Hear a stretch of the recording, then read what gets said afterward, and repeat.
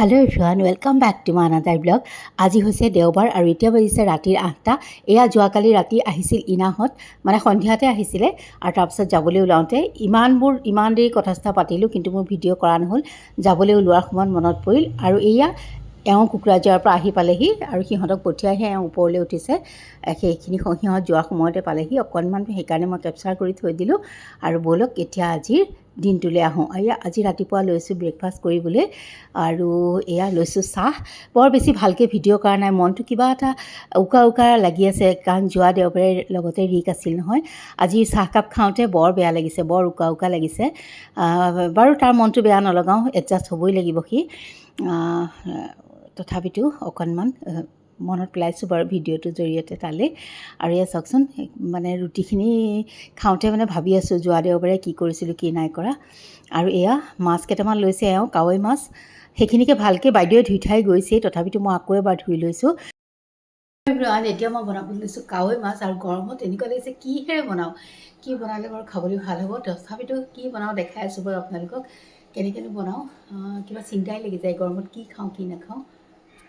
আৰু এতিয়া এয়া কাৱৈ মাছখিনি ধুনীয়াকৈ মই নিমখ হালধি সানি লওঁ। আৰু কি জানেনে, এনেকৈ ল'ৰা ছোৱালীৰ লগত নাথাকিলে মাছ মাংস বনাওঁতে সদায়ে মনত পৰে, কিন্তু ভিডিঅ'ত নকওঁ আৰু দিয়কচোন। ভিডিঅ'ৰ কথাটো অকণ বেলেগ হয়, ভিডিঅ'ত মানুহজনী অকণ বেলেগ হওঁ, কিন্তু ভিতৰটো কেনেকুৱা লাগি থাকে মইহে জানো। আৰু সেয়া চাওক, ধুনীয়াকৈ মাছখিনি ভাজি লৈছোঁ।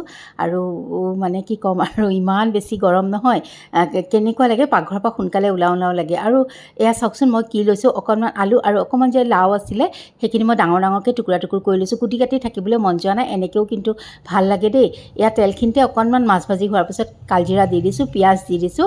আৰু লাও মানে হেৰিটো ইমান ভাল নালাগে যে কাৱৈ মাছটোৰ টেঙা খাবলৈ, গতিকে একদম টেঙা নবনাওঁ।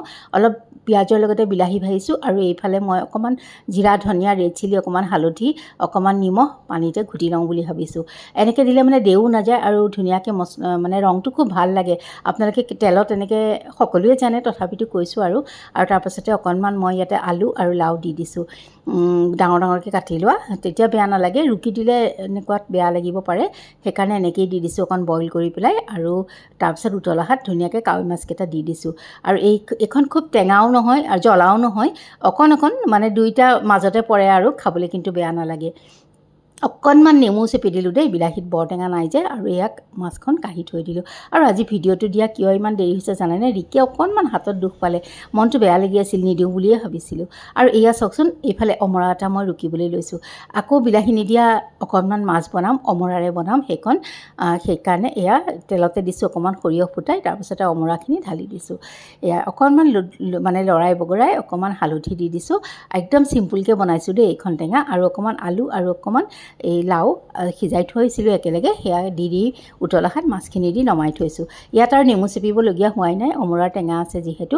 আৰু এওঁ ৰ'দত ওলাই গৈছিলে, মা আৰু এওঁলৈ মোলৈকো চৰবত বনাই ল'লোঁ, দি দিলোঁ। তাৰপিছতে গোটেইখিনি দেখাই থকা নাই। আৰু এয়া দুপৰীয়া হ'লেই নহয়, আজৰি হওঁ মানে 1টা বাজি গ'লেই। মই বোলো টেবুলখন ধুনীয়াকৈ ৰেডি কৰি থৈ লওঁ, তাৰপাছতে যোনে যেতিয়া আহে খাই থাকিব আৰু। কিন্তু এইখিনি কাম হৈ নাথাকিলে বৰ দিগদাৰ লাগে, একে খেলি মেলি লাগি যায়গৈ, পানীয়ে দিম নে ভাতেই দিম নে এনেকুৱা হয়। টেবুলখন ৰেডি কৰি থৈ দিলে যোনে যেতিয়া আহে খাই থাকিব পৰা যায়। সেইকাৰণে মই ধুনীয়াকৈ মেট পাৰি কাঁহী মানে প্লেট স্লেট দি ভাজি চাজি ধুনীয়াকৈ দি থৈছোঁ। তিতাকেৰেলা ভাজিখিনি দি থৈছোঁ, যোনে খায় যোনে নাখায় এনেকৈ। আৰু আজি মই এখনেই ভাজি বনাবলৈ দিছোঁ, বাইদেউ হ'লেও বহুত গৰম পায়, গতিকে মই এইকেইদিন বনোৱাবিলাক অকণ কমায়েই দিছোঁ। এখন ভাজি মানে লেবৰা এখন বনাইছোঁ, ৰুটিৰ লগতো হৈছে আৰু ভাতৰ লগতো হৈ গৈছে। আৰু লগত তিতাকেৰেলাৰ ভাজি, ইমানেই, বৰ বেছি বনাই থাকিবলৈও দিয়া নাই। তেখেতৰো এতিয়া বয়স হৈছে, গৰমত সকলোৱে আৰাম কৰিব লাগে। আৰু তেন্তে আজিলৈ